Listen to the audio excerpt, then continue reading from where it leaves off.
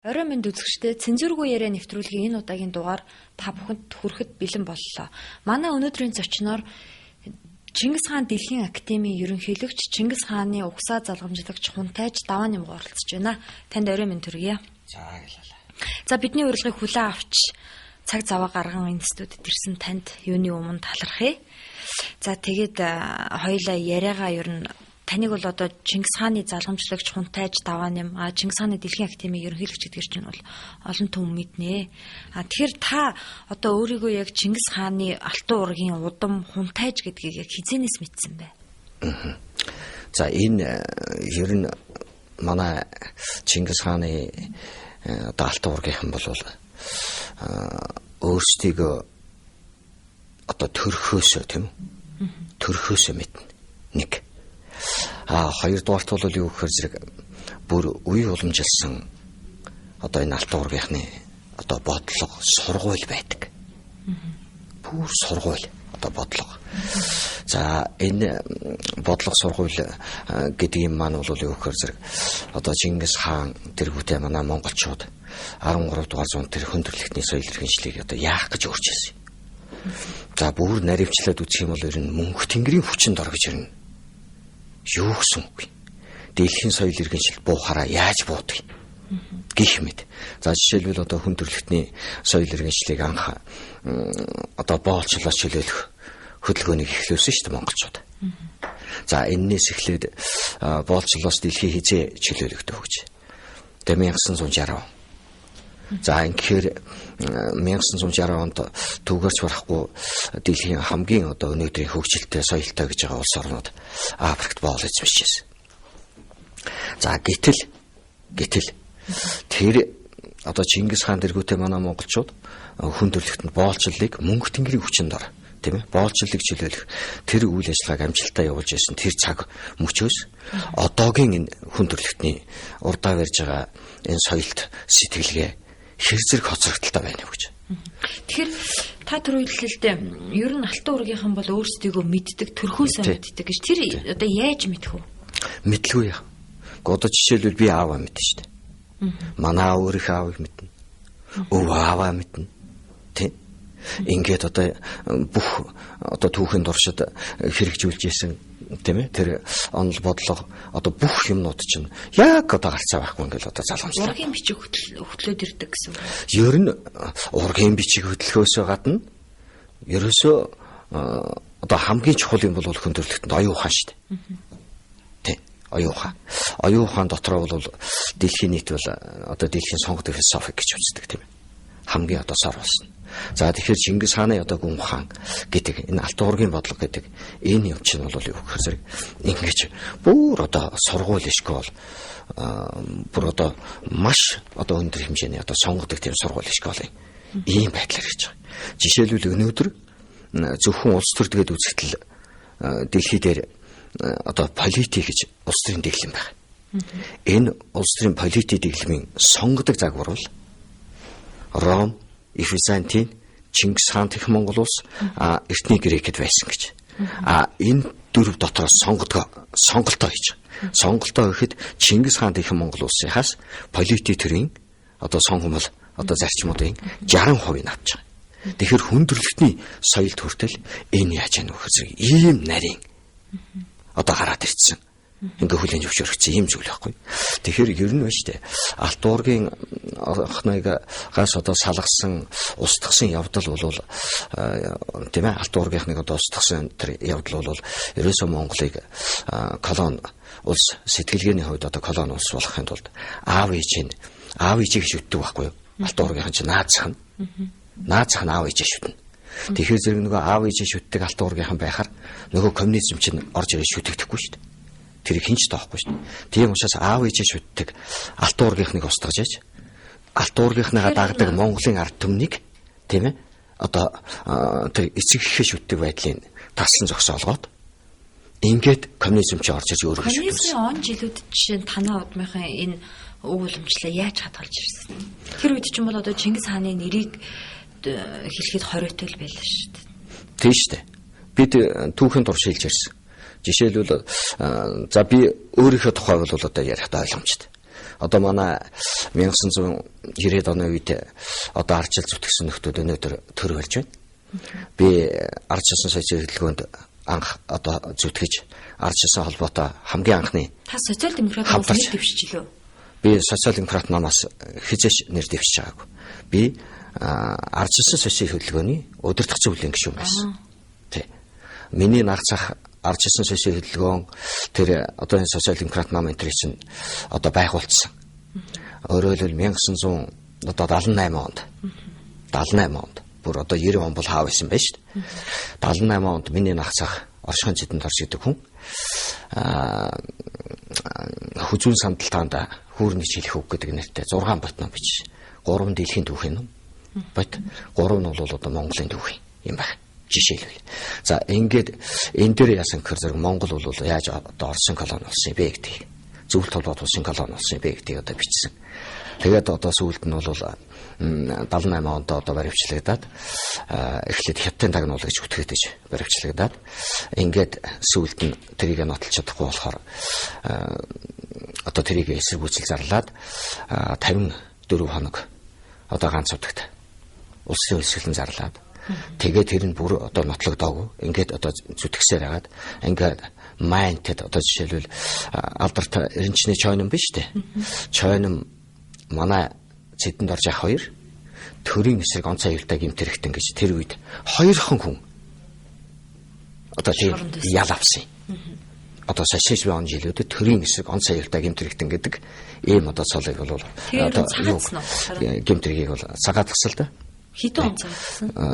Тэгэл 90 оны 5 сард бид цагаат болсон. Ардчилсан хувьсгал ялал. Тэр ардчилсан хувьсгал ялах чинь социал демократ хөдөлгөөний чинь аль одоо 89 он энэ чинь манай Цэдэнд орж явах чинь одоо манай Цэдэнд орж явахын чинь юунд хүргэнийд нь бол ардчилсан холбоо анхныхаа урлаг хийжсэн байд. Цэдэнд орж явах чи өөрөө бол юу гэхээр одоо социал демократ энэ үзэл бодлыг энэ төр үүсгэхэд бол хамгийн анхны одоо хүн шүү дээ. За ингээ 92 оны одоо юунд бол 92 оны одоо 2 сарын 10-нд зүрх нь одоо хаагдаж яваас олон жил одоо тэр өсгөлөн, зовлон тэгээд одоо тэр шорон гяндан тэгээд сүүлд нь одоо нутаг заагдаж тийм ээ ингэж одоо байж ингэж одоо явсараад ингээд одоо илмэгдсэн юм байна. За тэгэхээр зэрэг одоо би гэх чинь одоо яаж яах вэ гэхээр миний одоо наг цах дээр тийм ээ. Тэгвэл одоо миний наг цах бол манай аавыг багшаа гэдэг байсан. Миний аавыг. За тэр хүн маань бол аав маань бол 1956-аас 62 оны хооронд улсын хэвлэлийн газар редактор орчуулагч тэгээд одоо ерөнхий редактор нь хүртэл хийсэн. Одоо ордны хажуудлын одоо тэр тэр тэнд чинь одоо зүтгэсэн. За түүгээрч барахгүй одоо Америкчууд монголчуудын чинь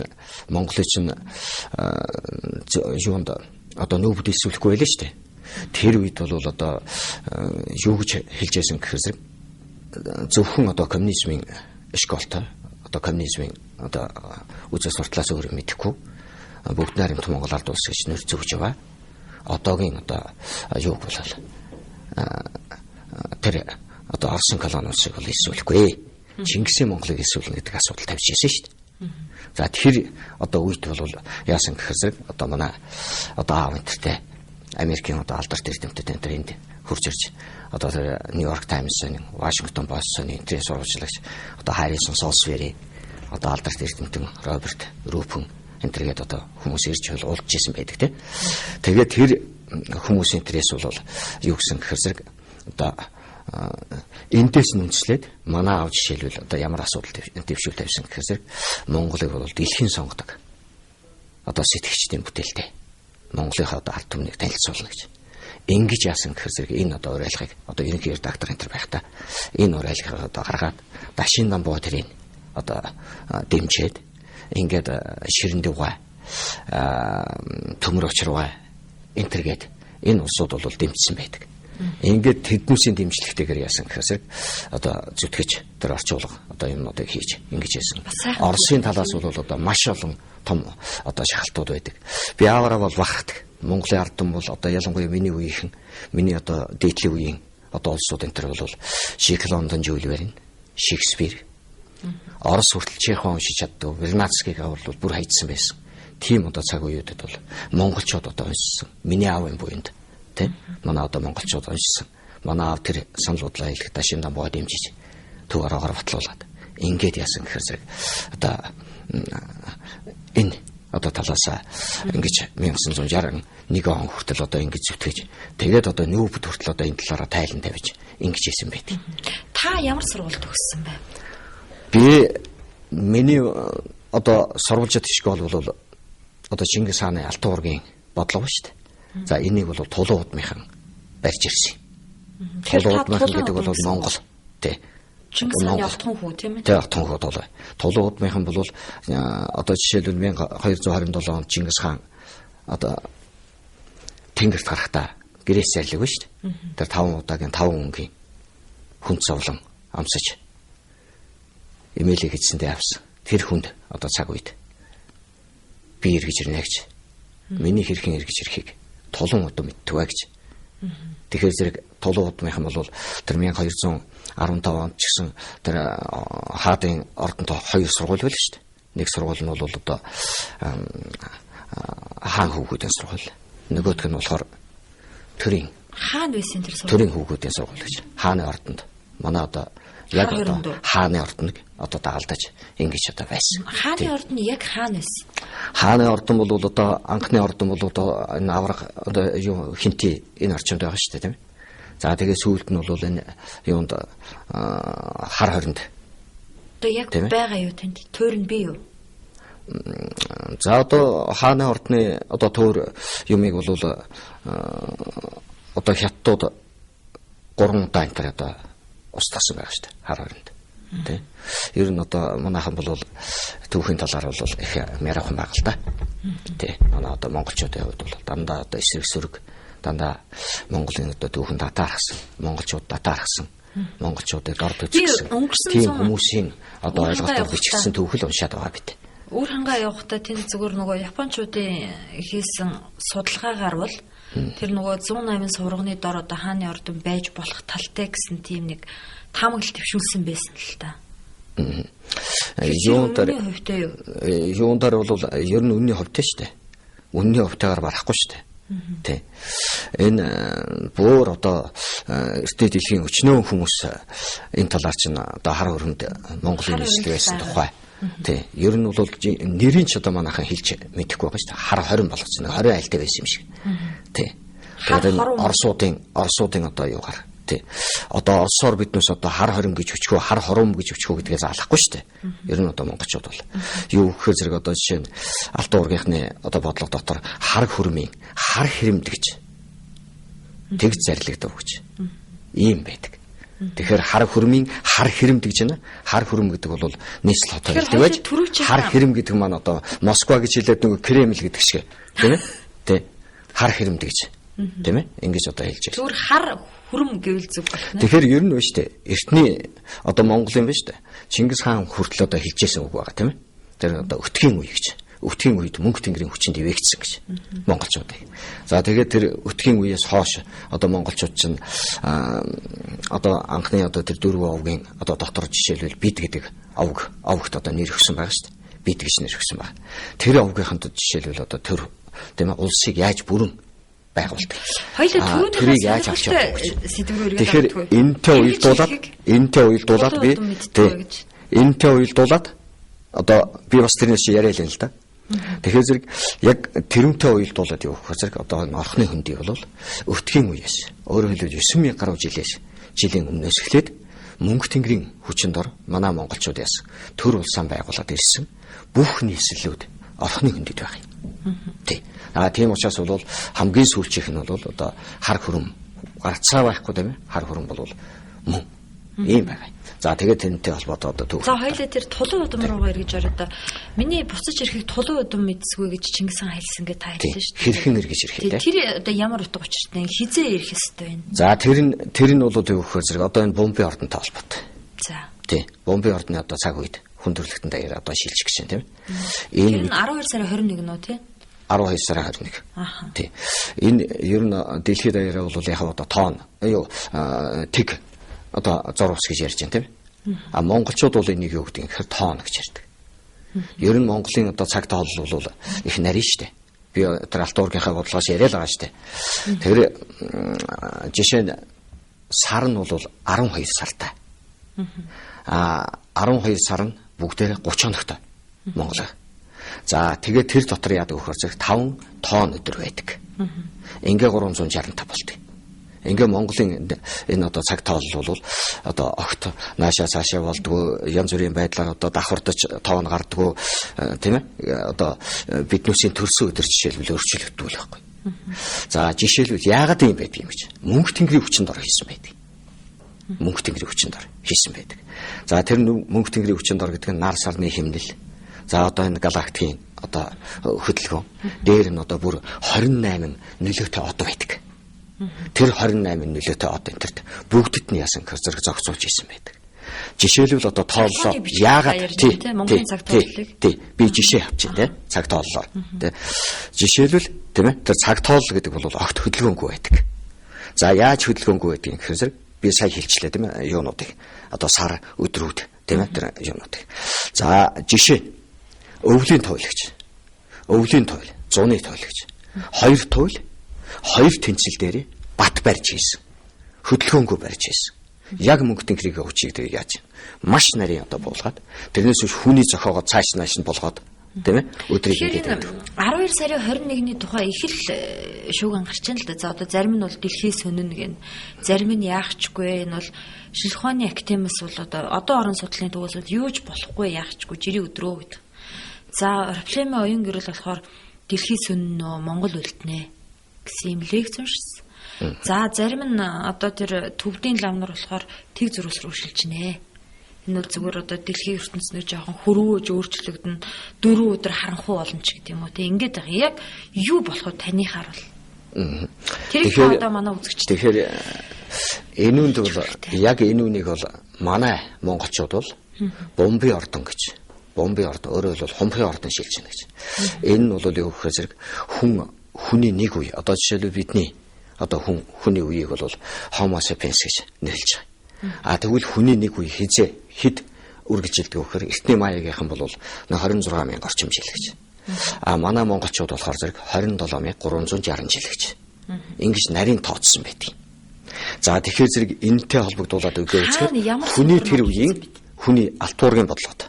Алтан уургийн бодлого гэдэг маань юу юм бэ? Судар юм уу? Одоо ингээд судар биш. Юу юм? Оюун хаан гэж би түрүүн хэллээ.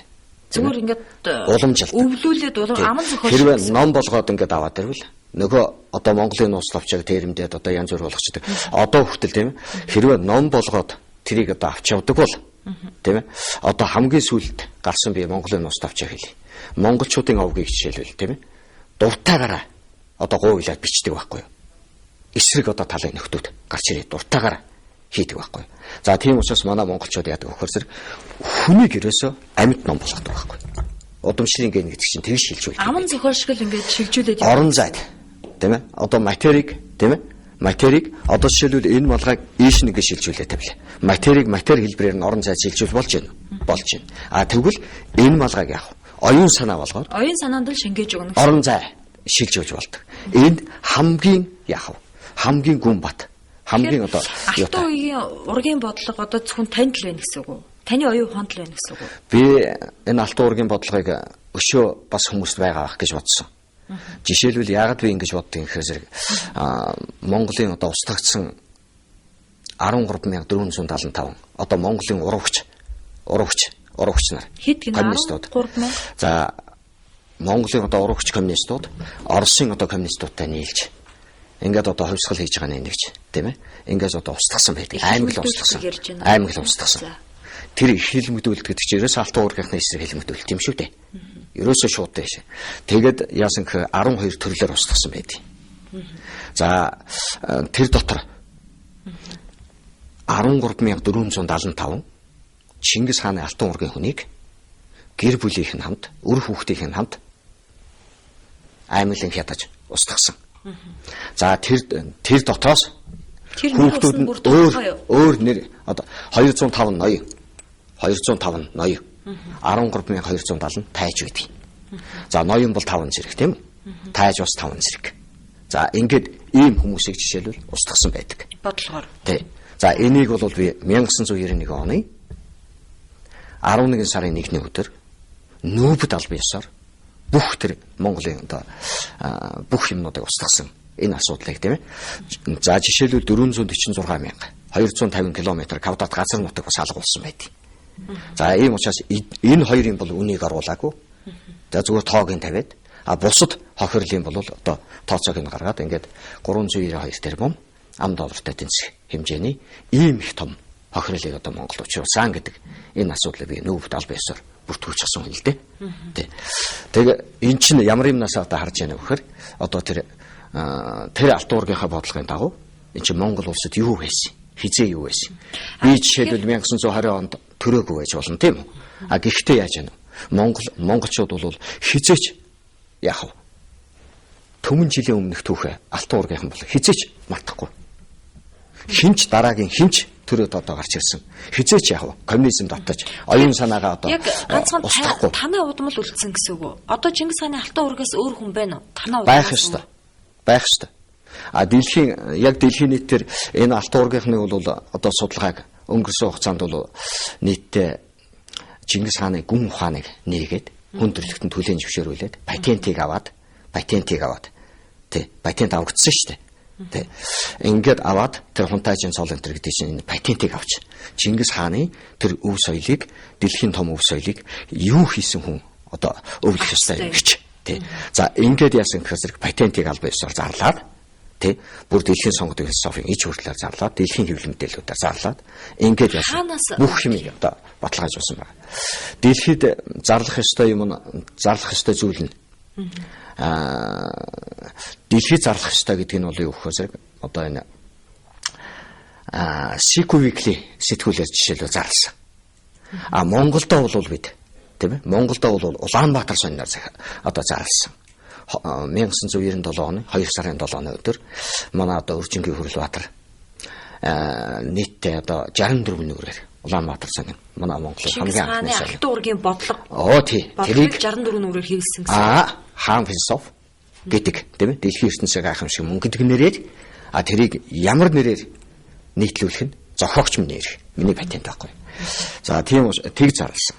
За 2006 оны 7 сарын 10-ны өдөр Sequel Weekly сэтгүүлээр Sequel энэ бол Америкт 1811 онд манай гарагийн 3 сая гаруй одоо сэтгэгчд одоо цуглараад ингээд хүн төрөлхтний төлөө хүн төрөлхтний соён гэгэрүүл Америкт 3 саяулаа цугласан. 3 сая гаруй хүн цуглараад 3 сая хүн Америкт. Тий. Одоо та нар бол мэдчих хэрэгтэй ш. Манай гарагийн одоо хамгийн анхны одоо 1811. За. Тий. 1811 онд. Тэгээд сая би үзүүлж яасан ш. Нэг сэтгүүл тийм ээ. Тэр чинь тэгээд хүн төрөлхтний төлөө тийм ээ хүн төрөлхтний соён гэгэрүүлэхэд ямар одоо зүйл хийх вэ гэж. Ингэж одоо ярилццаагаад ингээд яасан гэхээр Sequel Weekly гэж. Одоо сэтгэлгээний дэлхий дээр 10 зэрэг байдаг тийм ээ. IQ-гаас эхэлдэг тийм үү? Мэдгүй. За тийм байдаг. Тийм байдаг шүү. Энийг одоо сэтгүүч нартай хүмүүс бол энийг мэдчих яахгүй бол та нар одоо жишээлбэл ингээл хэвлэл мэдээлэлээр ингээд манайх чинь энэхүү байдалд орохын байдлаа цаашаа мэдгүй. Ер нь тийм. Ер нь одоо өнгөрсөн хугацаанд би бас нөгөө хэлэхэд Монголд одоо оюуны одоо соёлыг мэддгээс мэдгүй сэтгүүлч олон. Тэрнээсээ болоод одоо яаж яах вэ гэхээр монголчууд өнөөдөр байна шүү дээ. Дэлхийд дахинд одоо Сумьягийн Жамбал дурч надад хэлсэн. Юу гэсэн гэхээр зэрэг Чингис хааны одоо алтан уургийн бодлого энэ юмыг дэлхийд дахин зарлагдсан байхыг. Одоо би Бээжингийн их сургууль, Флоридын их сургууль, нөгөө Францын өөрийнх нь урагдсан энэ гурван их сургуулийн орчин үеийн дэлхийн одоо сэтгэгчдийн бүтээлүүд гэдэг номон дотроос юу одоо номын одоо сангийн танхимаас энийг үзлээ. Тэгтэл манай Монголд яасан гэхээр манай сэтгүүлчид сенсацаар хөөцөлдөөд тэгээд одоо яг энэ улс оронд хэрэгтэй хүн ардаа хэрэгтэй оюуны соён гэгэрүүлдэг энэ одоо том үргийг бол гүйцэтгсэнгүй гэж. Жишээлбэл ийм байдаг шүү дээ. Иргэний нийгэм байгуулна гэж шүү дээ. Энийг бол дэлхий дээр хамгийн сонгодог нийгэм байгуулсан нь бол монголчууд байдаг. За тэр иргэний нийгэм байгуулахад нэг том хүрээ байдаг. Тэр бол юу гэхээр иргэний нийгмийн асуудлаар одоо ард түмний соён гэрүүлэх ёстой гэж. За соён гэрүүлэхийн тулд одоо энэ хэвлэл мэдээлэл бий болсон байдаг байхгүй. А гэтэл манай одоо монголчууд өнгөрсөн хугацаанд яасан гэхээр үндсэн хуулийн дээр нь одоо энэ Цэрэн Далшин Оюунбаатар биднээс одоо оруулж өгсөн хүн биднээс тэр залуу байлаа. Тануусаас залуу байлаа. 20 идэх настай залуучууд байлаа. Ингээд яасан гэхээр иргэний нийгмийг байгуулна гэдэг үндсэн хуулинд оруулаад өгсөн. За тэгсэн тэрнээс хойш яасан гэхээр иргэний нийгэм байгуулдаг.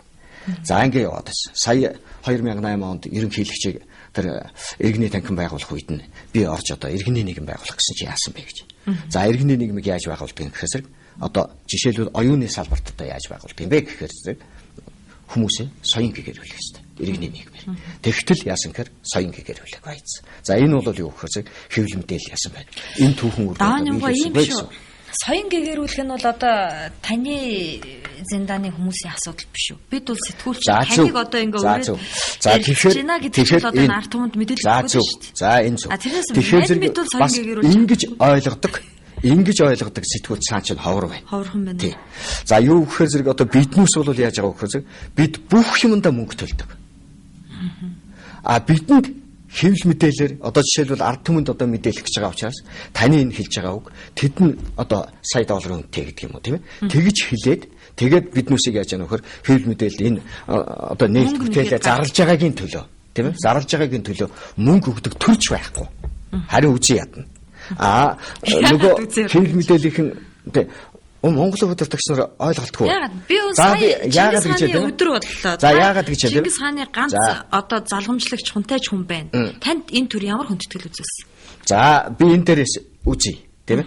За жишээлбэл Чингис хааны одоо өдрийг гээ, тийм ээ. Үндэсний бахархлын өдөр болгоно гэдэг ингээд тэмдэглэлээ, тийм үү?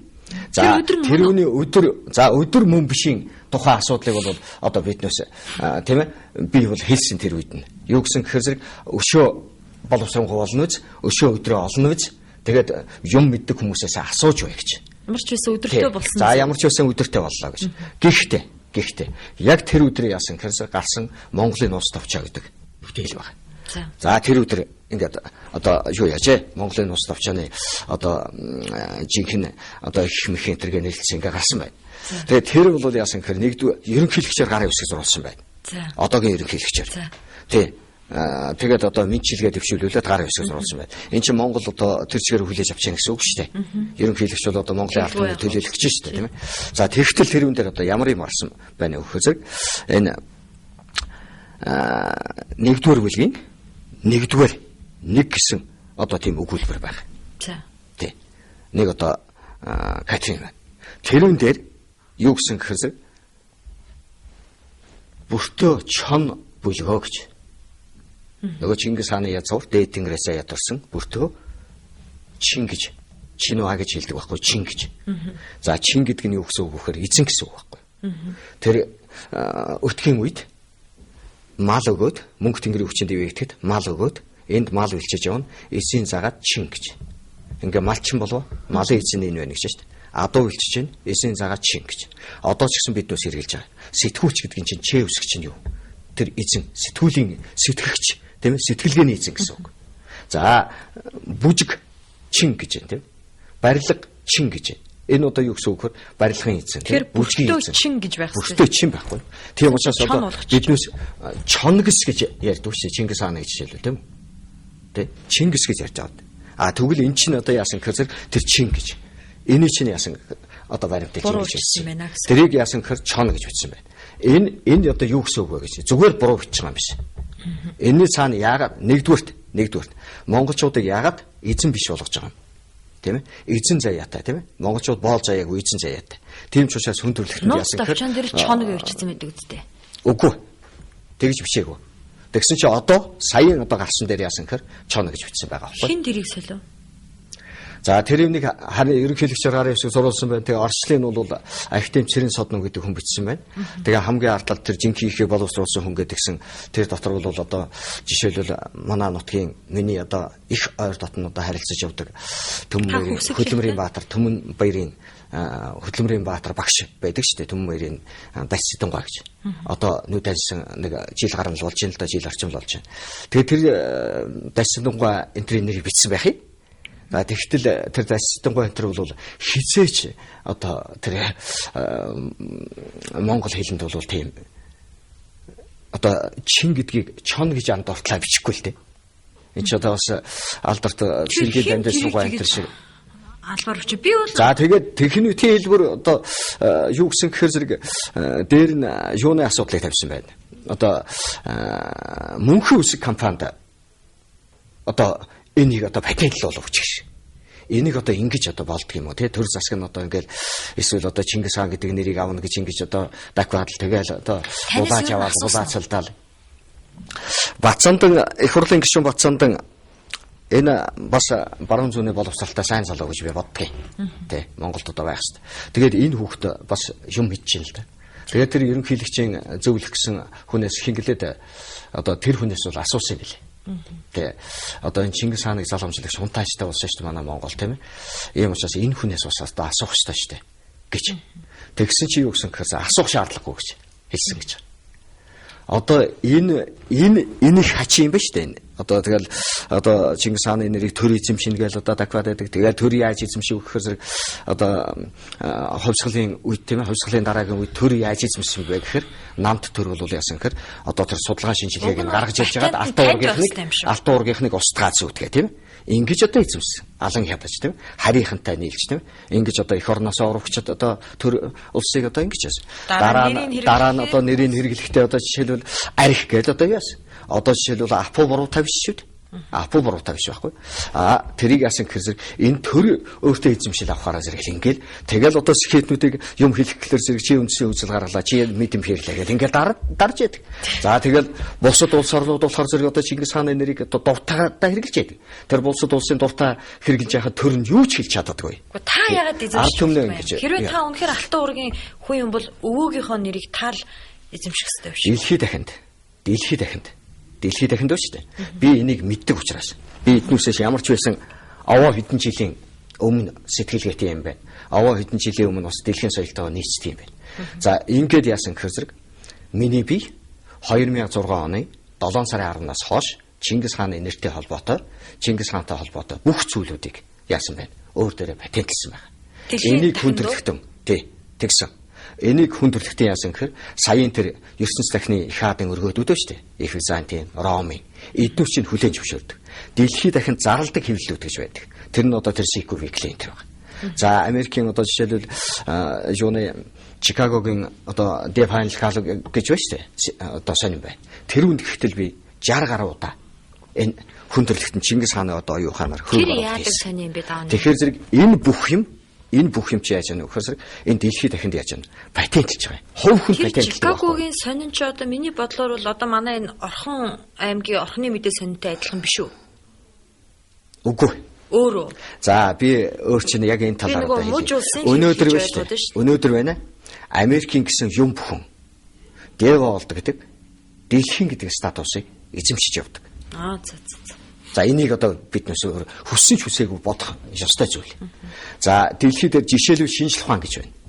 За шинжлэх ухаан гэж байхад 3 статустай. All the right гэх тийм шинжлэх ухааны бүрэн зөвийг хэлдэг тийм бүрэн эрхчлөөтэй гэж үздэг. Америк тэргүүтээ 30 орн байна. За тэр нь одоо Аз гэхэд одоо Турк, Япон, Өмнөд Солонгос энэ төр гэдэг. За ийм. За дараагийнх нь болохоор зэрэг олон улсын статус гэж байна. Тэр нь бол юу гэхээр зэрэг одоо Тайланд тэргүүтээ ингээд дэлхийн 50-д орн байна. Энэ 50-д оронд Хятад, Орос энэ төр хүртэл орно. За тэгэхээр дэлхийд за манай Монгол 3 дахь орны статустай. 3 дахь орны статус гэдэг зөвхөн өөр дотроо. Гараад эндээс яах вэ? Ямар ч одоо амжилтанд хүрэхгүй. За энийг жишээлбэл миний бие яасан гэхээр 18 жилийн өмнө Чингис хааныхаа дэлхийн академи байгуулад монголчууд Чингис хаан зориулаад академи байгуулсан баг харамсал илэрхийлж бүрдэхгүй байгуулуулахгүй гэж дахиж атаачтай гаргаж тий өөрөө хэний удан бай гэдгээ мэдэхгүй байж тий мэддэг надтай яах вэ атаарах жигтэй өрхөж тий ингэж одоо явж би мэдхээсээ гадна яаж вэ би аав ээжээ шүтдэггүй наад захна. За ингээд яадаг вэ? Би хэдэн үеэр Монголын одоо энэ гайхамшигтай философиг хүндрэлтэнд яаж хэрэгэлсэн гэдгийг би маш нарийн мэднэ. Би энэ талын юмыг бол хизээч хаач хинээч би илүү мэднэ. Тэг. Ингээд ингэсэн хүнтэй яаж нөхөр ингэ явж байсан. За ийм учраас бол юу гэсэн гэхээр зэрэг дэлхийд дахинд тэр хувь хүнд патентлдаг юм а гэдэг энэ бүх одоо кодоор яваад бүх юмнуудын кодлоод техник үйл одоо Чингис хаанаа яасан байл. Дэлхийн хаан гэдгийг хүлээн зөвшөөрүүлсэн. Монголыг empire гэдгийг хүлээн зөвшөөрүүлсэн. Монголчууд дэлхийн сонгодог философи бүтээсэн гэдгийг тийм ээ дэлхийн агуу том соёл бүтээсэн гэдгийг хүлээн зөвшөөрүүлсэн. Дэлхийн шагналтай болсон. Дэлхийд хүлээн зөвшөөрөгдсөн шагналтай болсон. Мөнх тэнгэрийн элч дээдийн дээд эзэн төрний хаадын хаан. Агуу их Чингис хааны Гүн ухааны Хөлөг баатар гэдэг ийм баатрын цол одонтой болсон. Энийг хүн төрлөختний одоо Чингис хааны Морьтон баатар уу? Хөлөг баатар юм уу? Хөлөг баатар. Чингис хааны Хөлөг баатар. Тэг Хөлөг баатар. Энэ дэлхийн нийтээр зөвшөөрсөн шагнал уу? Тэгэлгүй. Та нөгөө нэг Эрдэнэ Батбаяр Сайхан сан бугууртныг гаргажсэн. Тэгжсэн. Би телевизээр харж байсан. Тэгжсэн. Тэгэхээр за тэгвэл дэлхийн хэмжээнд та Чингис гэдэг бүх нэрийг патентлаад авсан юм байна. Монголын том асуудлаар. Монголын хэмжээнд. За одоо чинь төр засаг чинээс уг нь Монголын хэмжээнд гэж шүү дээ, тийм. Монголын хэмжээнд гэдэг ингэж байна. Жишээлбэл хүн төрөлхтний бүхэл бүтэн соёл нийтлэг тогтсон хуультай журам бий болсон. Чингис хаан бол дэлхийн хүн. Ийм учраас дэлхийн хүнтэй холбоотой энийг одоо хаана юуг нь одоо патентлах ганцхан Монголд нь байгаа юм биш шүү дээ. Өнөөдөр дэлхийн 52 оронд Чингис хаантай холбоотой 25,000 гаруй эртний дэлхийн үнэт одоо зүйлс байгаа юм. Түүнийг Forbes 728.1 тэрбум ам доллараар үнэлсэн байдгийг. За тэгэхээр зэрэг эн чинь дэлхийн том соёл биш шүү дээ. Жишээлбэл Арабын нутаг дээр ихэд 10 гаруй империал хаус нь байна. Алтуургийнх нь яаж байна? Яг хажуу талд нь өвлөд дэвшээд ингэ явж байгаа. Явж үзсэн үү? Явуулгүй яах вэ? За ингэхээр зэрэг би үзсэн одоо хамгийн чухал газруудаа дараа нь одоо явж үзсэн л дээ. Мэдээж үзэн шүү дээ. За ингээд энэ бүх юмнуудыг дэлхийн нийт бол яадаг вөхөр зэрэг юу гэж одоо шаардлага тавьдаг вөхөр энэ улсад төр дөмчилдэг юм аа. Тэдэнд патентлдаг юм аа. Тий, патентлдаг юм. Тий. За хэрвээ тэдэнд патентлах юм бол тэднүүс байна шүү дээ. Одоо жишээлбэл одоо Монгол надад дээрлэхэд байвал. Гүг би магнаг бол юм хийх гэж байгаа залуу хүүхэд. Тий. Энэ одоогийн тэрвэтга хөгшөрсөн одоо насаараа одоо зүтгэсэн гэсэн мөртөө буруу юм хийгээд байгаа нөхдүүд байна шүү дээ. За зөвхөн би магнагийн хувьд бол би юу яана гэж бодож байгаа. Тэр хүүхдээ надад нэг одоо юу яаж уулзах байлгүй гэж. Надад хурцаж одоо 2007 онд ирж уулзч ил байсан. 2007 онд. Тийм учраас бол тэр хүүхдээ юм мэдэж авахынхаа төлөө ер нь манай хоочмын залуучуудыг бол би их өршөөд гин штэ. Тий. Биднээс өөдгөө байхад тэднээс бол харимж гайгүй байгаа гэж би боддог. Тэгэхээр зэрэг хурж ирээд юу яах вэ? Ер нь одоо юмыг мэдж авахынхаа төлөө асуух бол шившигт явдал биш. Харин мэдэхгүй байж мэдэмх хийх бол шившигт явдал байхгүй. Тийм учраас бол яг энэ гүрээ ингээ хөөцөлдсөн тийм ээ ингээд яатсан. Тэр төр та хоёрын хооронд ямар ч байсан асуудал үүсэх нь тийм үү? Зөвхөн нэрэндээ төр бол бит хоёрын хооронд асуудал үүсэхгүй. Дэлхийн соёл төр хоёрын хооронд асуудал үүснэ. Яагаад гэвэл хэрвээ төр тийм ээ энэ одоо асуудлыг одоо өнгөрсөн хугацаанд байна шүү дээ. Чингис хааны дэлхийн ахтын байгууллага дэлхийд патентлээд ингээ явахад яасан гэхээр байна шүү дээ.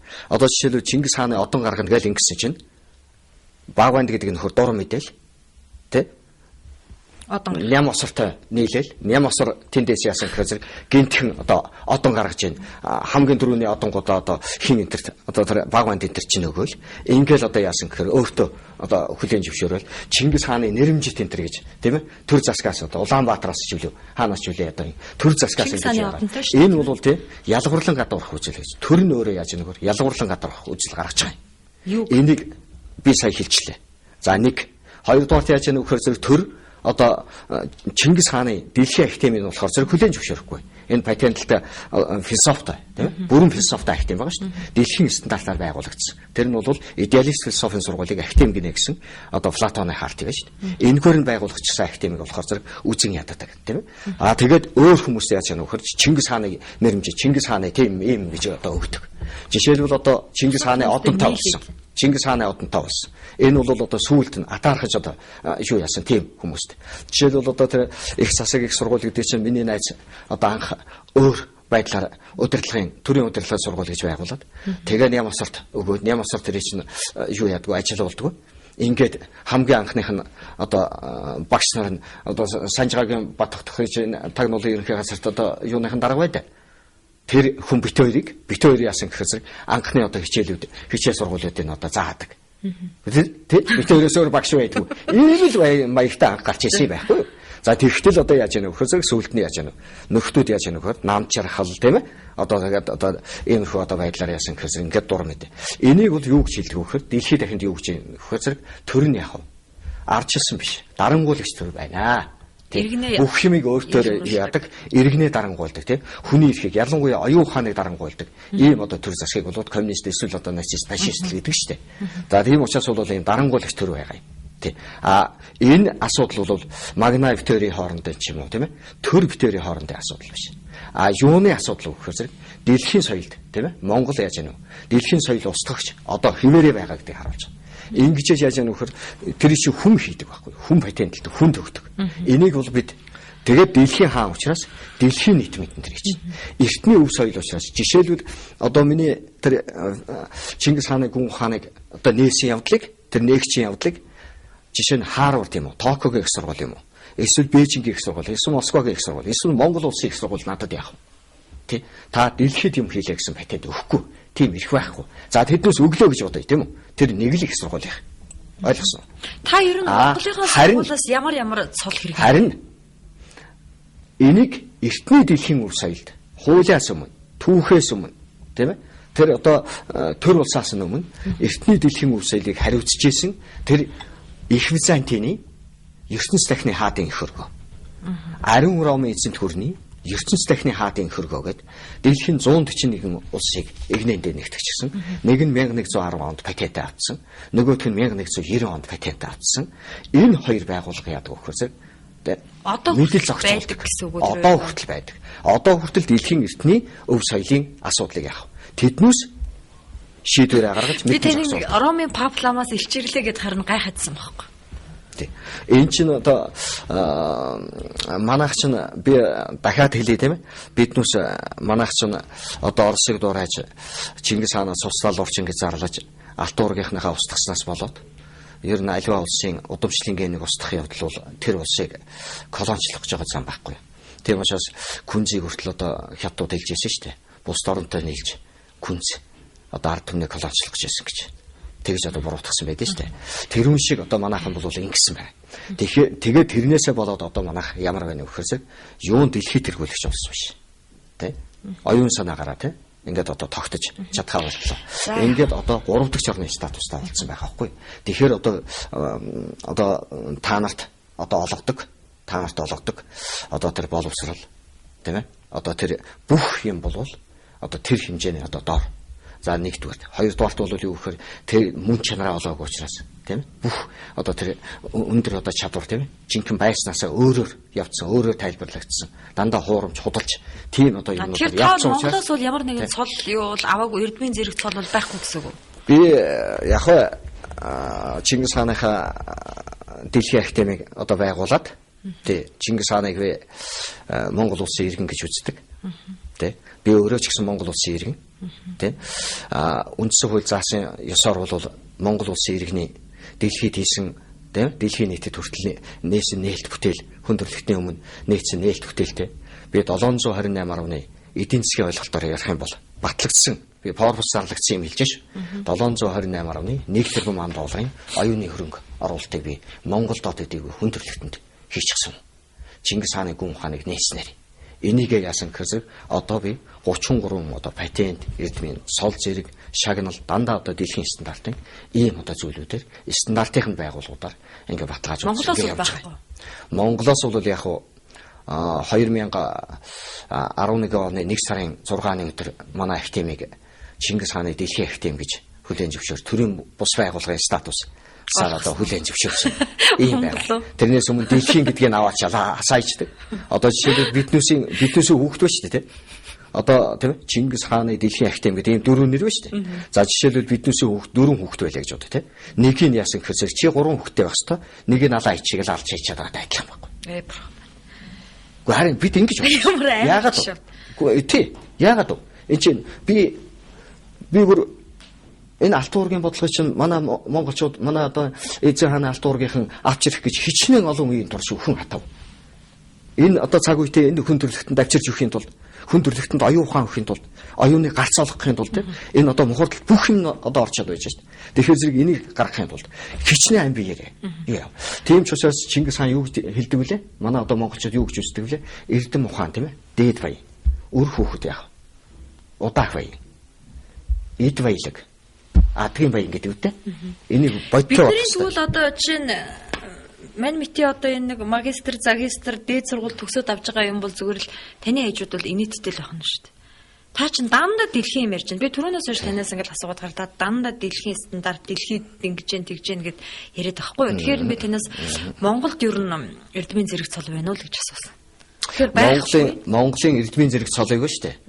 Нэгдүгürt би хэлчлээ 3 дахь орны статустай гэж. За хоёрдугаар би нэг инээдэмтэй юм хэлий. За. Мэдв. Инээдэмтэй юм хэлий. За өөрөө магистрийн зэрэг хамгаалсан тийм. Тэгсэн. За. Яах гэж хамгаалав гэж. Гү. За. Гү. Би тэр PhD доктор PhD мастер өгдөг монголчуудыг тийм өгдгийг би мэднэ. За. Гэхдээ хүн төрлөختөнд яаж шоолуулдгийг би хэлье. Мэдв. За. За, энэ бол юу гэхээр зэрэг. PhD гэдэг чинь юу гэсэн үг вэ гэж. Тэр үгийг мэдв. PhD гэдэг чинь юу гэсэн үг? За, юу гэсэн үг? За, өөрөө PhD мастер тийм үү? Үгүй. Магистр. Үгүй.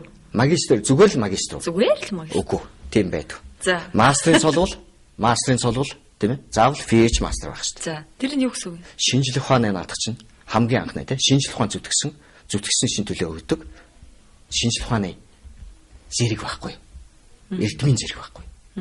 За энэ эрдмийн л зэрэг авч байгаа бол тийм ээ? Энийг яах ёстой? Заавал PhD байх ёстой. За PhD гэдэг бол манай Монголын эмгэн л энэ. Ямар PhD-ээр өгч байгаагаа ч мэдэхгүй байгаа. За PhD гэж юу гэсэн үг вэ? Философи гэсэн үг. За философи гэдэг нь ямар юм байдаг ёстой гэхээр заавал яах? Гүн ухаан гэсэн үг. Дэлхийд батлагдсан дөрвөн одоо Чингис хааны философиг миний бие батлуулсан. Ингээд дэлхийд 5 сонгодог философи байгаа. Тэр таны батлуулсан шинжлэх ухааны бишээ тэр нөгөө Чингис хааны философорч одоо бусад өөр улс орны хүнийг шагнад юм уу? Шагнад юм уу? Хамгаалуулд юм уу? Зэрэг хамгаалуулна шүү дээ. Чингис хааны дэлхийн ахтем 142 орны хэдэн хүн одоо гаргасан байна? 700 гаруй хүн байна. 142 орн төлийн зөвшөөрсөн шүү дээ. 700 гаруй хүн. Тэгвэл тэгэхээр энэ PhD тухай би хэлж шүү дээ. Тэрийг танаа актемос олгодог уу? Би одоохондоо PhD өгөөг баг. Гэхдээ тэр нөгөө шинжлэх юу актемч өгч хааны актемч өгч. Актемчаар өгдөг. Эрдмийн зэрэг цол гэж хоёр өөр юм байна. Эрдмийн зэрэг цол гэж хоёр өөр юм байдаг. Эрдмийн зэрэг цол шагнал гэж 3 янз юм байдаг. Энэ бол бүгдээр яадаг вэ? Актемээр дамждаг л да. Тэгэхдээ бид PhD юу өгөхгүй байгаа. Олгоогүй байгаа. Энэ Монгол тарихныхаа эргийг гаргахаас нааш тэрийг ерөөсө болохгүй. Яагаад вэ? Хутгачаад байна шүү дээ. Тэ? Сүү тарк хоёрыг хутгачаад байна. Одоо цус хоёрыг хутгачаад байна. Ойлгосноо? Тий, ингэж хутгачаад байна. Тийм учраас бол тэр ариун цагаан сүү, тийм ээ? Гэтэ таны ингэж ярихаар хүмүүс дургуутсах үедээ даав юм уу? Энэ Монголд ч бас нэг эрдмийн зэрэг цол авцсан, ном уншаад, ном би харин энэ дээр хилээд дээ шүү дээ. Би харин энэ дээр хилээд дээ шүү дээ. Тий. Тэр PhD гэдэг чинь тийм ээ PhD гэдэг чинь юу гэхээр зэрэг философи гэж хэлвэ тий. За тэгэхээр энэ ямар философоор өгөх ёстой юм бэ гэж. Дэлхийн сонгодог 5 философийн аль нэгээр яах вэ? Аль нэгийг жишээлбэл одоо улсын үндэс гэж болох ёстой юм. Улсын үндэс гэж юм байх ёстой юм. Улсын үндэс болгож авсан философиг шинжлэх ухаан боловсролынхаа үндэс болгож PhD болгож хэрэглэх ёстой юм. Гэтэл Монгол яасан гэхээр би 90-ад оноос хойш хэлсэн. Улсын үндэс болсон. Философитой болооч гэж. За тэгтэл тэрийг яасан бэ? Авдаггүй. За ингээд яасан бэ? Одоо ямар ч философи байхгүй. Тэгсэн мөртөө PhD доктор өгч байгаа. Эний чинь хүн төрөлхтөө яаж яах вэ? Би энийг заавал хэлэх ёстой. Яагаад вэ? Би дэлхийгээс тийм ээ доктор тийм ээ дэлхийн гэдэг статусаар би Америкаас тийм ээ улс төрөөр түүхээр за тэгээд яасан бэ? Би одоо Европоос тийм ээ ингээд би бүх одоо эрдмийн зэрэг цол тэр шагналууд патент эрхүүдийг авсан. Багш мэрэгчлээ хүн билүү? Тийм. Аль сургууль төгссөн бэ? Би эхний одоо миний төгссөн сургууль бол нийгмийн хэлээс хамгаалах юмны цэргийн дээд сургууль гэж байна. Тийм. Тэгээд би 10 жил хэл мансан. Хэлийн зэрэгтэйсэн үү те? Тий, хэл мансан. 4 жил аюулаас хамгаалахын хүндэт самбарт тийм мэрэгчлэр. За 10 жил бол хэлийн зэргийнхаа хүндэт самбарт байсан. Тий. Би энэ их орны төлөө хөлсөө урсгаж улсын хэлийн манд явсан. Таныг аягүй сайн бууддаг гэж би сонссон юм байна. Ер нь буудлага байх. Тий. Тий. Ер нь тэр үеийн одоо манай сургууль бол энэ дэлхий дээр жишээлбэл цөмийн зэвсэгтэй хятад оронтой тэмцэлтлээхэд бид ялхууцл бэлтгэдэг байсан. Тий. Хичнээн Монгол цөмийн зэвсэггүй ч гэсэн.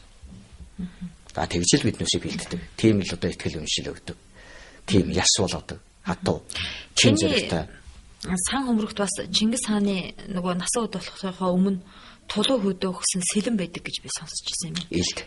Илд бол сонин дээрээс уншижсэн шиг санагдах. Тэр ямар үе уламжилж ирсэн юм бэ? За тэр бол энэ тайлах тахлах одоо энэ аливаа одоо далдыг ил болох гэж байна шүү дээ. Тийм юмд одоо хэрэгэлдэг. Тий. За тэр бол их цааз хуулийн бэлэгдэл. Тий. Их цааз хуулийн бэлэгдэл. Одоо манайхан чи их засаг гэж яриад байдаг шүү дээ. Буруу ярьдیں۔ Тэр засаг гэж ерөөсөө ярьж байгаагүй. Их цааз байна. Тий. Цааз гэдэг нь одоо их хориг гэсэн үг. Шүү дээ. За тэр яг хуу Мөнх тэнгэрийн одоо хүчин дор монголчууд 800-ны дараа одоо юу хийх ёстой юм? Яах ёстой юм гэдгийг одоо бэлэгдсэн. За одоо энэ яц хуур гэдэг юм тийм ээ монголчууд бол сүнсгүй юм байна. Огт оргүй. Эсвэл одоо хоосон чанарын тэр шүтдэггүй. Тийм. Монголчууд туйлын бодит амьдрал, туйлын бодит байдал болгож ингэж одоо мөнх тэнгэрийн хүчийг одоо амьдрал ах бүх юмд одоо шингээдэг юм гайхамшигтай ард түмэлдэг. Тэгээд тийм учраас тэр мөнх тэнгэрийн хүчин дор гэдэг маань одоо ямар юмар ирдэг гэдэг тэр яз уурын одоо бэлэгдэмдэг үү. Тэ. За тэгээ мөнх тэнгэрт ийм бихэл мэддэг бай, мэдүүлдэг бай гэсэн одоо зарилгуудтай. За тэгээд одоо яз уурын одоо тэр мөнх тэнгэрийн элч гэж монголчуудыг Чингис хаан мөнх тэнгэрийн элч гэж хэлдэг шүү дээ. За тэгвэл тэр мөнх тэнгэрийн элч гэдэг нь юу гэхээс одоо мөнх тэнгэрийн 108 шидийн 9 шид нь биднүүсийн одоо жилээр дамжиж ирдэг. Жилээр 12 жилийн одоо жил шүү дээ.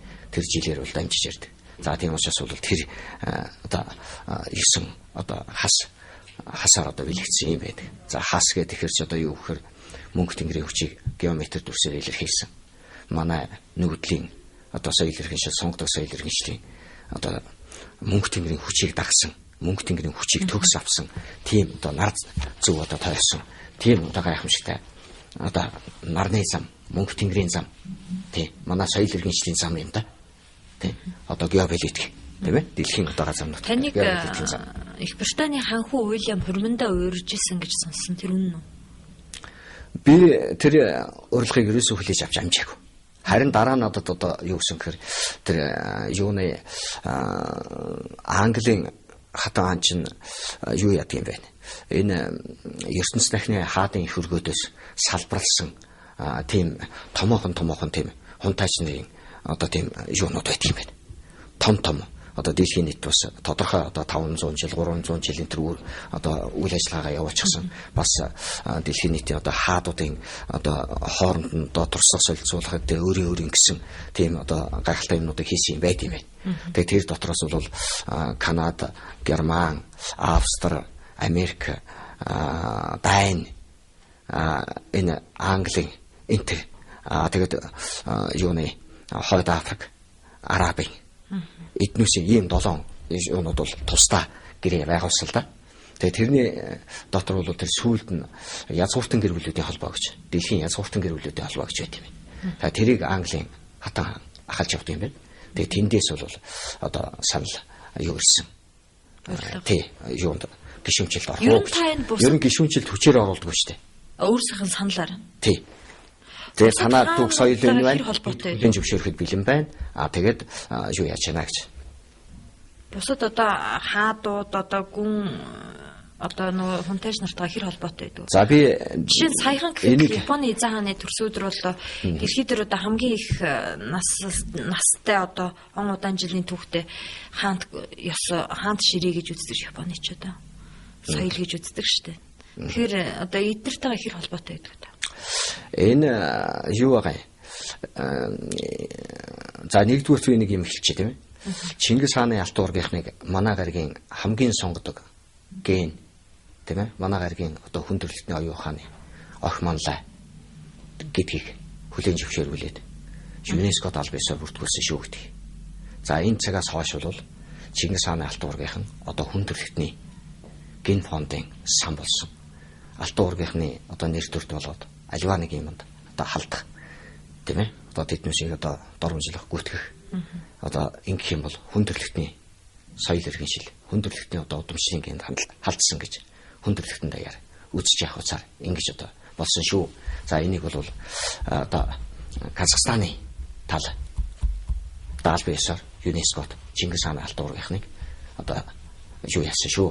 Одоо надтай хамтарч одоо ингэж бүртгүүлсэн юм байна. За тэгэхээр энийг би бас одоо дашин хэлчихье. Хэрвээ Чингис хааны алтан уургийнхны одоо энэ Чингис хааны өв соёл энэ бүх юмтай янз бүрийн байдлаар альч улс бай. Тэг хинч бай. Одоо буруу зүрх одоо хандах юм бол 728.1 тэрбум долларын одоо ийм өр тийм ээ. Энэ одоо төлбөр ногч жоохоц болсон шүү. Жишээлбэл өнөөдрийн Билл Гейтс гэхэд 106 тэрбумын одоо хөрөнгөтэй шүү дээ. А гэтэл Билл Гейтсийн нэр төрт хэн алдчих вэ? Хэн ч алдахгүй байгаа шүү дээ. Тэр бол тэр хүний үнц юм байхгүй. Тийм учраас хүний үнцийг талдсан гэж үздэг байхгүй. Тэгэхээр одоо яг энэтэй адилхан ийм болсон шүү. Тийм учраас энийг бас Чингис хааныг залгамжлагч Хунтайж хүлээн зөвшөөрсөн. Дэлхийд хүлээн зөвшөөрсөн ингээ хэлж 728.1 тэрбум доллар. 728.1 тэрбум долларын нэр хүндтэй гэсэн үг. Одоо чинь танд энэ яах нь шүү дээ. Өвлөгдөж та одоо энэ нэр хүндтэй таны үр удам бас өшөө биднээс энэ дэлхий дээр байж байгаа энэ 25,000 гаруй үнэт хөрөнгөний биднээс яах. Тэр Imperial House гэдэг тэр одоо зохион байгуулалтаар таныг ингээд янз бүрээр хэвлэл мэдээлэл дээр их хүчдэг шүү дээ. Та тэгээд энийг яагаад хэрэгжүүлэхгүй? Би өнөөдөр таныг ингээд нөгөө ярилцлагандаа урьчаад өдөр бас таны тухай нэлээд мэдээлэл хайж уншлаа л да. Тэгэхээр бас янз янзаар ярьсан, доромжуулсан янз бүрийн юм байна.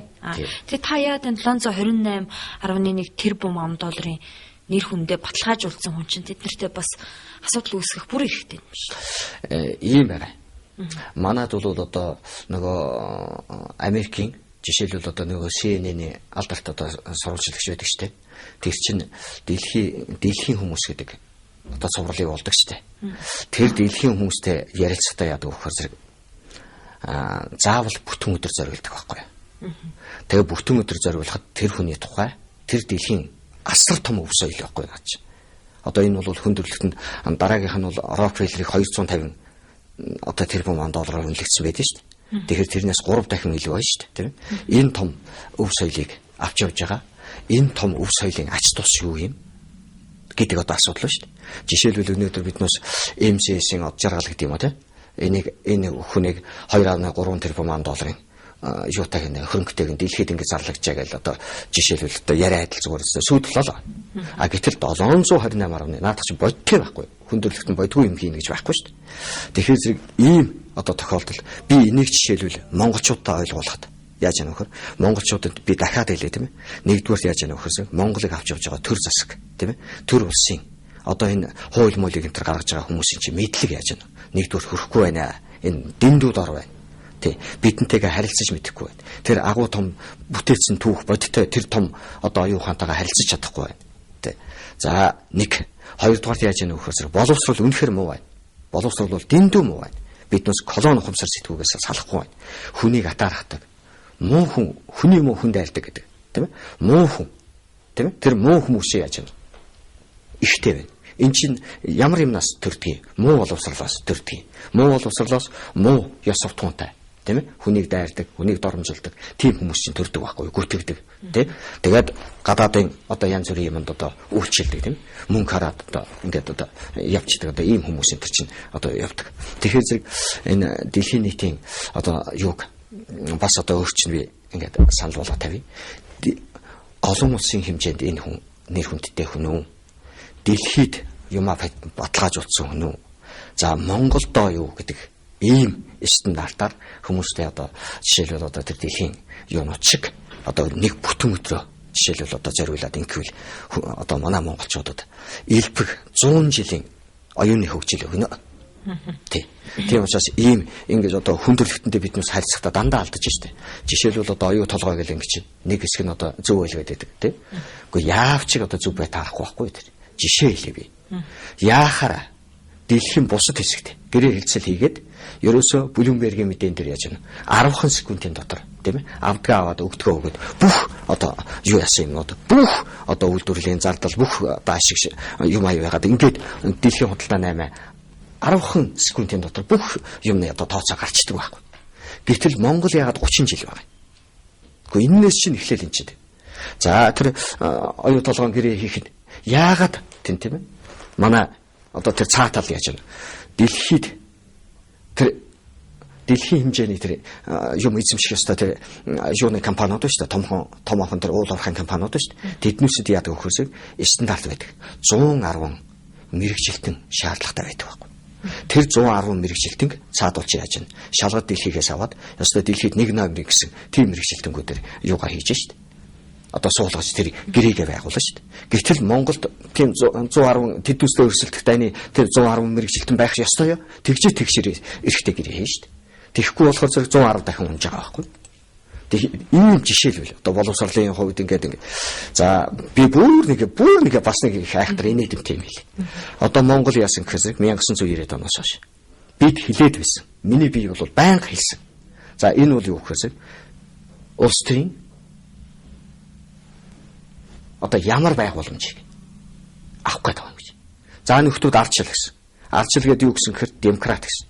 Демократик ардчил гэдэг. Ингэсэн. За гэтэл мань бол юу гэсэн гэхээр политик гэж. Политик загвар гэж. Политик гэдэг загвар зөвийн хамгийн дээдлийн загвар гэдэг байхгүй. Одоо жишээлбэл Америк тэргүүтэй том долоо биднээс улс төрийн нэгдмэл нэг соёлтой гэж яриад байна. Энэ ч яасан гэхээр политик баримталдаг байхгүй. А гэтэл яг тэрний эсрэг олон хүн мөнгөнхийг демократ гэж байна. Тэгтэл тэрийг авчиад ардчил явуулсан. Гэхдээ наад ардчлаа болоо. Ардчил гэдэг үг чинь та нар хинч ингээд ойлгосон. Одоо та нар өөрсдөө ч гэсэн тайлбарлаж чадахгүй гэж би хэлдэг байсан. Үнэхээр тайлбарлаж чадаагүй 22 жил болсон. За нөгөө талд нь яасан гэхээр тэр политик та нар юу гэж ойлгох ёстой юм бэ? Иргэншилгээд ойлгож байгаа. Шууд монголчлаа. За ингээ иргэншилийн одоо дэглэм байгуулна гэдэг. Ингээд хэлээд байхгүй. Тэгсэн яасан гэхээр тэр политик гэдэг нь ямар вэ гэхээр дэлхийд дахинд мэдээж асуудал байхгүй. Political science гэж ярьж шээ. Улс төрийн шинжилгээ ухааны одоо гол юм. Политик гэдгээр зорьсон тим шинжилгээ ухаан байх нь шүү дээ. Political science. Democratic science гэж юу ч байхгүй. Байдгүй байхгүй. Нэг. Хоёрдугаар яасан гэхээр political science зориулсан 51 мэрэгжил байдаг. Улс төрийн 51 мэрэгжил. Democratic science зориулсан нэгч мэрэгжил байдаг. Нэгч мэрэгжил байдаг байхгүй. Тэгэхээр зэрэг одоо Монгол яаж яах вэ гэхээр одоо дэлхийн одоо сонгодог удирдлагын тийм ээ төрийн удирдлагын нэгч одоо мэрэгжилгүй нэгч боловсон хүчингүй байх нь шүү дээ. Одоо ийм байна. Тэгэхээр зэрэг энээс эхлээд яаж яах вэ гэхээр ийм том зэрэг байхгүй цааш. Тэгэхээр ийм юмнуудаар ингээд ороод явчих гэж одоо хэлдэг л дээ. Тэгэхээр манайх бол энэ нэг юм ерөн төр засгийн өндөрлгүүттэй та уулзчихсан уу? За одоо би чи ингээд Чингис хааны академиг байгуулсан хүн. Ингэж одоо нэр төр маань дэлхийд дахинд хүлээн зөвшөөрөгдлөө. За тэгэхээр одоо энэ над бол одоо ийм санал байна. Алтан уургийн одоо юм бодлого байна. Энийг та нар төр засагт авч хэрэгжүүлээч гэж уулзаж ер нь хэлчихсэн. Таныг хүлээж авч ирсэн үү? За би ардчлалыг тийм ээ одоогийн ардчил гэдэг одоо энэ ардчилсан хувьсгал тийм үү? Энд одоо мөр зэрэгсэн хамтран зүтгэсэн. Бүгдэд нь миний тухай дурсамж байгаа. Бүгдэд нь би одоо юм хэлж өгч ийсэн. Би ерөнхийлөгчд хүртэл одоо 1932 он гэхэд Монголын газар хамтлаг ямар хэмжээтэй байсан гэдгийг 1994 онд би үзүүлээд одоо зогсож ийсэн. Одоо элбэг дорж ерөнхийлөгч жишээлбэл. За гэх юм бэ. За одоо Алтан уян ерөнхий сайдтай энэ гэх юм бол айл одоо тэр 90 оноос ингээ хамтраа зүтгэсэн. Ингээд одоо одоо их хурлын дарга тэр үед бол яг тийм байсан. Одоо сүүлд тэрнээс хойш би энэ 22 жилийн хугацаанд нэг ч удаа одоо альва нэгэн одоо Монголын альва нэгэн асуудал болоход нэг ч удаа би хол хөндий одоо байгаагүй. Би бүх асуудлаар яасан. Сонин хэвлэл дээр бичижсэн. Хэвлийн багварал хийжсэн. Зөвхөн хэвлийн багварал гэхэд өнгөрсөн 22 жилийн хугацаанд би хэдэн удаа хийсэн байна гэж 150 гаруй удаа хийсэн байна. Би бүгдийнх нь мөнгийг өөрөө гаргаж өөрөө яаж хийжсэн. За 600 гаруй удаа би заавал яасан байна. Шин санаа оноо. Заавал одоо. Тэгвэл шин болохын тулд биш. Зохиож биш тийм. Гарцаа байхгүй монголчуудын эртнээс хэрэгжүүлсэн тэр бүх зүйлүүдийг. За намайг бол гүйтгэх доромжлох одоо тийм юм болохоор зэрэг хамгийн түрүүн одоо жишээлбэл Санжийн баярын засгийн газар бол миний хэсэг бол шууд одоо явж баг одоо хүний үнцэргээд хэлэнгүүд одоо төрийн эсрэг гэмтэрхтэн гэж ингэж одоо баг дэлхий залангаа алдсан шүү дээ. Ийм одоо хавчин хяхалд одоо хачи юм явуулсан. За гэтэл яг цаг дээр явбал одоо яасан гэхээр энэ мичилэнгээр би хичнээн муулуулсан ч гэсэн яасан ч гэсэн өөрийнхөө одоо тэр нээсэн олсон тийм ээ. Миний чинь оюуны хөрөнгө штэ. Би тэрний чинь төлөө яаж тарих толгоогоо одоо зориулж ингэж явж байгаа. Би 600 гаруй удаа шин санаа оноо, шин одоо ийм нээлт бүтээл, оюуныхаа нээлт бүтээлийг би энэ Монгол оронд хийж өгсөн байдаг. Одоо би хамгийн сүүлдээ сая тийм ээ. Чин гэдэг, эзэн гэдэг тийм ээ. Эзэн гэсэн монголчуудын эзэн заяатай боол заяатай биш гэснийг тийм ээ. Яагаад эзэн биш болгоод тэгээ бүр чон гэдэг амтналаг болгоод тийм ээ. Ингэж байна. Одоо дахиад соёлжуулах гэх тийм ээ. Гадаадын одоо коммунизм чинь соёлжуулна гэж орж ирсэн шүү дээ. Монголчуудын чинь. Тэгж одоо устгасан байхгүй. Тэгэхээр зэрэг дахиад одоо ингэх нэгэд би сая хэлж шүү дээ тийм ээ. Дахин колоничлын үжил санаанд яаж байна. Одоо үжил санааг дийлэрүүлж байна. Тэмцэлгүүд дийлэрүүлж байна гэж. Тэгэхээр зэрэг энийг яах ёстой вэ гэхээр бид одоо энэ мичилэнгээр би ингээл хамгийн сүүлд нь ингээл хэлж штэ тийм ээ. За энэ бол монголчуудад агуу том санаанууд байхгүй. Агуу том санаанууд. Энэ бол монголчуудын яг суур үжил бодол. Жишээлбэл Монголын хүний язгуурлуу давталж, Монгол хүний язгуурыг яаж яана өөрчлөх гэж ингэж одоо давталж одоо 13 дугаар зууны тэр одоо бүтээл рүү нэгч үгсхийн одоо өөрчлөлт хийх эрх байхгүй шүү дээ. Тэгтэл одоо ингэж байгаа байхгүй. Тэгэхээр энэ одоо бүх зүйлүүдийг бол байн хийж явсан. За энэгээрээ бол би яасан гэхээр одоо нэг нийгмийн хариуцлага гэдэг нэг яриад байна да. Тэгвэл би одоо энэ нөхдүүдэд хэлж байгаа. Улс төрийн хувьд ч бай, шинжлэх ухааны хувьд ч бай, сэхэтний хувьд ч бай. Мань чинь нийгмийн хариуцлагатай байсан шүү.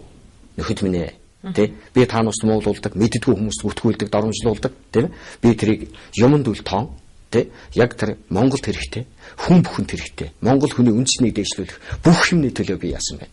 Одоо өдөө хүртэл ингэж одоо зүтгэсэн шүү. Энэ бол нийгмийн хариуцлага шүү, тийм ээ. Нийгмийн хариуцлагын төлөө би ингэж нийгмийн хариуцлагатай сэхэтэн чи байсан шүү, тийм. Энэгээрээ яасан Монголд энийг хулгайлж авч хэрэгжилдэг хүмүүс байдаг. Тэ нөгөө намд юу ачгаа тэ тэр нэг тийм яриад байгаа. Тэгэхээр манай намын тэр ч гэсэн тэгж ярьдаг штэ гэж нөгөөх нь одоо дахиж очиж их мундаг одоо өөрөө санаачилсан болж ингэж яриад. Тэгээд арт талд нь одоо юу байхгүй тийм ээ. Одоо альва нэгэн суур. За. Та бүхэн ярилцлагын цаг дуусж байна. Тэгэхээр би одоо танаас сүүлчийн асуултыг асуумаар байна. Тэр нь бол 12 дугаар сарын 21-нд бол Бомбей оронд шилжихнэ гэж би таны ярианаас ойлголоо. Тэгтээ одоо энэ хүмүүсийн айгаад байгаа шиг тийм ээ. Ямар нэгэн байдлаар одоо хүн амьд өвөж үргэлдээд энэ дэлхийн ертөнц хөдлөө 4-5 хоног харанхуй болох юм уу? Эсвэл зүгээр нэг цаг тоолоос нөгөө цаг тоол руу шилжих үйл явдал уу? Эсвэл бүр дэлхий сөнөх юм уу? Та нэг давчгаа. За тэгээ. Ер нь дэлхий сөнөх тухайн асуудлыг бол байна шүү дээ. Тэр Орифлемийн өнгөрч хэлсэн юм биш. Харин манай харамсалтай нь одоо нэг Бат хин Орифлемийн оюун гэрэл энтэрсэн энэ улсууд намираа энтэрсэн улсууд их сурвалжаа хаанаас авснаа хэлчихэж хэрэгтэй байхгүй. Энэ жижиг ёс зүйтэй байна шүү дээ. Биш юм уу эдгээр чинь? Биш. Тийм. Яг уу эдээ санаа энтэр одоо энэ дэдээс бид нар нийгэмд ингээд цацж байгаа шүү дээ. Тэндээс одоо эдээ санаа авдаг л байлгүй. Тэгвэл эднээс бол яг үхэр их сурвалжаа хаанаас авснаа хэлждэг байх хэрэгтэй байхгүй. Тэгэх юм бол одоо өөрсдөө дээрээ янз бүрийн одоо мухарсгийн янз бүрийн одоо ачааллуудыг авахгүй шүү дээ. За тэгэхээр дэлхийн сөнөх тухай асуудал яригдаад байгаа. За тэр яригдж байгаа асуудал бол юу гэхээр зэрэг гарал үүсэл нь бол юу вэ гэхээр Христийн шашин. Өөрөөр хэлбэл одоо Библи судар. Тэгээд дэлхийс өмнөх тухайн асуудал чи тэнд байгаа ш. Тэндээс хэлсэн байгаа ш. Нэг. Хоёрдугаар асуудал нь бол одоо тэр 10 хүн тутмын 9 нөхөн энэ гэдэг чинь буддизмд байгаа ш. Одоо ялангуяа одоо Монголыг юу яжсэн буддийн одоо төлөөлөл байсан тийм ээ? Богд лам. Энэ богд лам чинь одоо тэгж зайлигдсан байгаа ш. Тэгэхээр зэрэг дэлхийс өмнөх тухай одоо асуудлыг одоо шүүхтэх гээд байгаа бол тийм ээ шүүхтэх гээд яллах гэж байгаа бол тийм ээ нэгдүгээрт Библи судрыг хоёрдугаарт буддизмыг яллах хэрэгтэй. Гэтэл тийсмэн тэр хүмүүсийг муулаад байдаг тэгсэн мөртөө яаж яах вэ гэхээр одоо манай Монголын төр засаг бол одоо бидний шүтлэг бол одоо хэлний уламжил бүх юмны уламжил буддизм байсан юм шиг одоо тэгээ буддизм руу шахаад байгаа байхгүй. Тэгэхээр зэрэг эндээс чинь эхлээд одоо яаж яах вэ гэхээр энэ Монголын одоо төр засаг тэр одоо мэдэмхий хүмүүсээс салдаг юм уу эсвэл одоо энэ мухар сүсэг одоо энэ хачин байдлаа одоо чиглэх хэрэгтэй. Энээс чинь болоод одоо яаж яах вэ гэхээр одоо энэ Монголын чинь юунд энэ алт хүн чинь ямар юмыг дахаа хийж байна шүү дээ. Нэгдүгээр асуудал юм. За. Нэгдүгээр асуудал. Бичсэн юмнууд бол тэнд байгаа. Нэг. За хоёрдугаар одоо асуудлууд нь бол тэр харан хууль юуны тухай тэр асуудлууд бай. За энийг бол эртний одоо дэлхийн одоо түүх. Жишээлбэл одоо дэлхийн түүхийн эцэг Родот. Тэ. За тэгээд одоо энэ Вавилон тийм ээ? Эртний одоо Вавилоны түүх, Византины түүх. За тэгээд наашаа яваад одоо энэ Интиг тийм ээ? За наашаа одоо Хятадын эртний энэ түүхэнд бол 7, 10, 9, 8 энэ төр хоног одоо харан хуваалжсэн энэ төргээ бичсэн байдаг. Тэгээ бичсэн байдаг шүү энэ чинь. Тэгэхээр нэг тэгэл одоо дэлхийн нийт бол болж исэн 12 том гамшигын тухай асуудал энэ төрийг бол дэлхийд тавьж исэн байдаг. Тий. За NASA-гаас гаргасан одоо сүүлийн үед одоо газрын зураг мураг одоо юмнууд бий. Жишээлбэл одоо далайн ангид усанд ингээд автаад ингэх юм бол одоо яах вэ гэдэг. За гэх мэтлэнгээр юмнууд бий. За ер нь хаадын одоо хувьд одоо үзэх юм бол тий одоо Монголын энэ хаадын хувьд үзэх юм бол Чингис хаан Тэмүүжин гэдэг чинь ямар одоо үүрэг гүйцэтгсэн бэ гэж. Хүн төрөлхтний соёл иргэн шил сүрч мөх шахсан. Энэ одоо мянганы ихээр. За ийм учраас жинхэнэ бурхнаас илч болж элчин язгуур авч үндэсний хувьд сонгогдсон хоёр дахь үндэстэн бол манай монголчууд элч бол сонгогдсон 16 настай Тэмүүжин байсан. За эднүсийн одоо хийсэн гол зорьсон Тэмүүжин Чингис хааны гол зорьсон Тэнгэрийн одоо үүргийг мөнх тэнгэрийн үүргийг гүйцэтгэсэн гол юм бол юу гэхээр боолчлын эсрэг. Тий. Хүн төрөлхтний соёл иргэн шил боолчлогдох тийм хүн боолчлоо салсан байх шүү дээ. Ингээд нөгөө 800-ны дараа эргэж ирнэ гэдэг гэрээсэл ба шүү дээ. Энэ гэрээсэл чинь бол юу гэхээр яг тэр бомбын ордонд шилжих үед яаж байна. Ирж байгаа. Юугаараа ирж ийнэ гэхээр язгуурынхаа дүрээр ирсэн. Язгуурынхаа дүрээр ирсэн. Тий. За энийг бол биднээс одоо энэ Чингис хааны дээд язгуурын тайлах хийх гэж байна. Бомбын ордын шилжихтэй холбогдуулаад. Тэгээд энүүний тэнгэрийн дуудлага бол арай бүхэн одоо энэ 14-ний хүртэл 18 цагаас Монголын залуучуудын албан дээр болж байгаа. За энүүн дээр яаж яах вэ? Яг энэ асуудлыг чинь системтэй, дистаралтай тэр бэлтгэлүүдийг яаж хангасан? Жишээлбэл Чингис хааны дэлхийн актыг байгуулад өгдөг диплом байгаа. Кембрижид бүртгүүлсэн диплом бий. Тэр диплом дээр юу гэж яах вэ? Бомбын ордны босгон дээр нэгэн мөнх тэнгэр гавья байх усны учир гэж үг байгаа. Тэгэхээр зэрэг энийг яасан гэхээр зэрэг жишээлбэл манай монголчууд яасан байна. Монголын сэхэтнүүд тий Чингис хааныхаа нэрэн дээр актив байгуулад 18 жил яасан байна. Тэгэхээр 21-нд яах вэ гэдгийг та залуучуудын юу соёлын төв өргөөн дээр хүмүүс тайлбарлаж байгаа юм байна. Гэхдээ би зүгээр тэрийг яаж ухтах ёстой юм гэж. 21-ийг яаж ухтаа? За яг хөө тэр бол сонирхсан хүмүүс очино үст тийм ээ. Чингис хаан дахиж төрөхнэ л гэдээ ойлгочих уу? Чингис хаан дахиж төрөхнэ биш. Хүн төрлөختөн Чингис хаан бол дахиад эргээд ирсэн шүү дээ. Төрсөн гэж 2005 оны 8 сарын 19-нд Яргайтын богонд яг одоо энэ Чингис хааны дээд язгуурын тайлах гэж байна шүү дээ. Энэ чинь монголчуудын одоо энэ мөнх тэнгэртэйгээ харилцдаг, мөнх тэнгэрийн хүчийг авдаг. Мөнх тэнгэрийн хүчээ бүх юмдаа нарийн нэгт уялдуулдаг. Орчлын ертөнцийг төгс тэнцвэржүүлдэг. Тэнгэр газрыг ийдүүлдэг. Цаг үйлрлийг засдаг. Хүний язгуурыг яах вэ? Засдаг. Тэнгэр язгуурыг одоо ёсоор нь засдаг. Язгуурын 28 ёс гэж бай. Монгол улсын мөнх орших язгуурын 28 ёс гэж. Тэргээр нь засдаг. За иргэншлээ засдаг. иргэн шил амьдралаа засдаг гэсэн үг. Галгууламтаа засдаг. Ийм одоо том заслаа байна. Тэгэхээр зэрэг энэ заслаар энэгээр яаж яах вэ? Мөнх тэнгэрийн хүч гэдэг чинь бодиттой зүйл үүдэн шүү дээ. Мөнх тэнгэр гэдэг чинь бодиттой оршин байдаг. Нөгөө Гегел, Кант энэ чинь буруу хэлээгүй. Тий. Монголчууд хүндрэлтний соёл иргэн шил яах.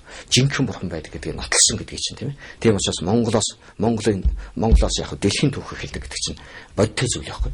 За ийм байдлаар ингээд аваад ирсэн юм зүйл. Тэгэхээр язгуураараа эргэж ирсэн.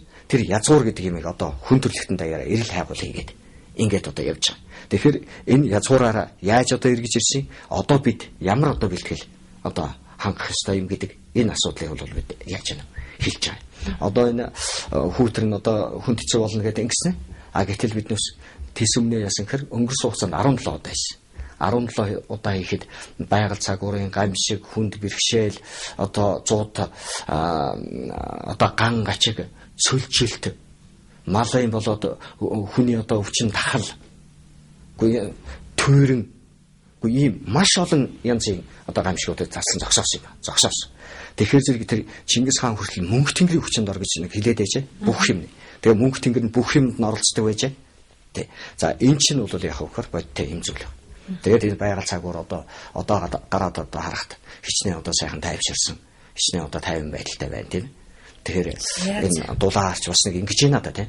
Энэ чинь бол юу гэхээр зэрэг энэ тэнгэртэй одоо сонсгодог одоо эртний агуу том юм биэлтэй. Одоо тэнгэрийн дагдаг хардаг сонсдог хамгаалдаг ивэдэг гэж монголчуудын одоо хэлдэг шүү дээ. Тайж хүн гэхтэл одоо борооны одоо аадар асгаадал одоо аяг цахилгаан захиадлаа одоо ингээд нэрхэх гээд ингээд ирэхэд тий хөө би тайжийн удам байна хөө гэдэг ингээд уруудаа ашгарахад тунгаал шууд үл тунгаал зайлал ингээд явж байгаа. Энд дэр бол бороо мороо орохгүй юу?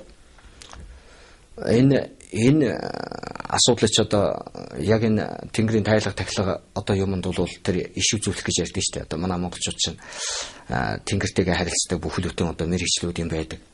Манай Монголын малчид энийг одоо хүртэл одоо хэрэгжилж байдаг тэр мөнх тэнгэрийн хүчинд ор гэдэг амьдралаар амьдардаг.